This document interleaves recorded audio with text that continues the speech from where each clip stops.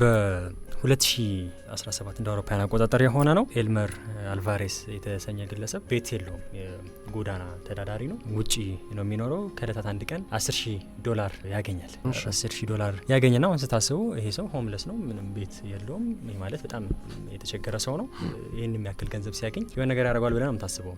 እሱ ግን ያ ብር ለሚመለከተው አካል ይሰጣል። ግለሰቡ ደግሞ ከሪል ስቴት ጋር የተያዙ ስራዎችን የሚሰራ አንድ ባለ ሀብት ነበረ። የብሩ ባለቤት የሱ መሆኑን አጣርቶ ለሱ ይመልስለታል። ሰውየው በጣም ይገረማል በሁኔታው ማለት ነው። እና ከምስጋና ባለፈ የሆነ ነገር ለማድረግ አስቦ መኖሪያ ቤት ይሰጠዋል። በመጀመሪያ ሆምለስ ወይም ቤት ስለሌለው ሰውየው መኖሪያ ቤት ከሰጠው በኋላ ግን ሲያየውም ሰውየው ጎበዝ ነገር ነው እና ለስራ ኢንተርቪው ይጠራውና ኢንተርቪው ቀርቦ ነገሮችን ሲጠያይቁት ሰውየው በቃ ምንም የሚቻል አይነት አልሆነም። ብዙ ነገር መለሰላቸው፣ ወደዱት።